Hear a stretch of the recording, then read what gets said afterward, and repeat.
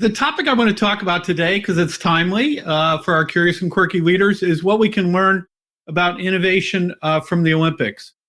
So let me make some comparisons and analogies here. You may or may not know, in the Winter Olympics, there are 109 medal events. This is in 15 different categories, right? So the categories might be considered the brands, and then we've line extended to these 109 medal events. So what do you do as a marketer? Well, you've got to innovate new stuff. And there are 7 actual new products for the Olympics this year, Winter Olympics. They are Sky Big Air, both for men and women. Monobob is probably one of the most famous ones. That's the single bobsled for women. And there's no single man bobsled. Mixed team snowboard cross, mixed team aerials, which is freestyle skiing, mixed team short track relay with men and women, and then mixed team ski jumping. If you're saying I'm getting a trend here, you're absolutely right. 6 of these 7 new events are focused on women or include women. And so obviously they're trying to extend new products more to hopefully involve more women viewers and participants. The other thing obviously is that they want to be on trend and attract what? The Gen Zs, right? And so they've got things like Big Air because they're exciting, right? So they're being very smart about which products events they bring to market. The other thing that we might think about is that they don't bring these products to market without pre-testing them, right?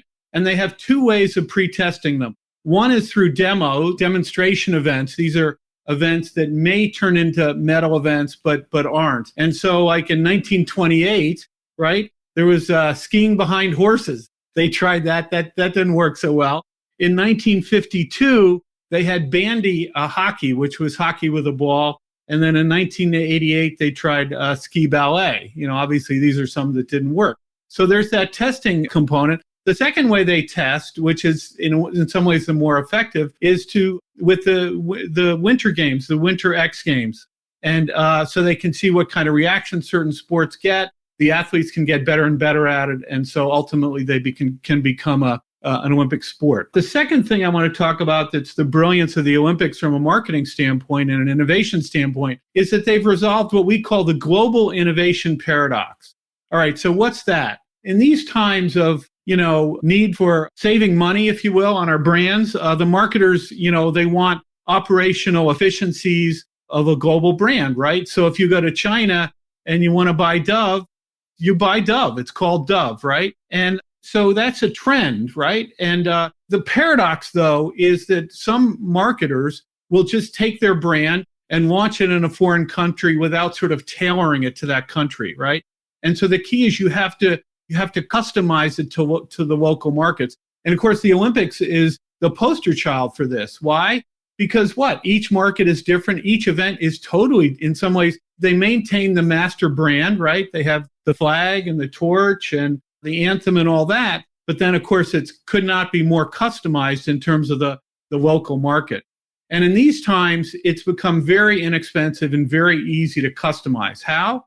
Well, by, doing global virtual ideation, which has now become standard, right? And so it's easy to get the input from those local markets.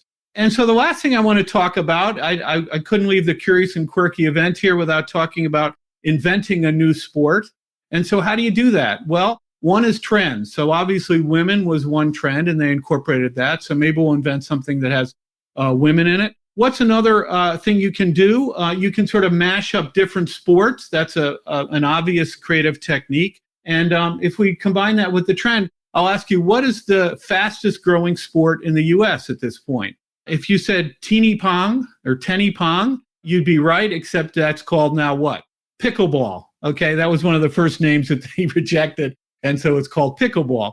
And there are now 2.5 million players of pickleball. By the way, pickleball has been around for over 50 years. But why is it happening now? It's happening now because of the graying of America, right? So how do we use this mashup strategy, a tennis and ping pong, and have something that's trendy and create a new sport? And an easy way to do that is to mash up the Summer Olympics with the Winter Olympics. And so the one that I came up with that I'm actually kind of excited about, I would love it if they would do it.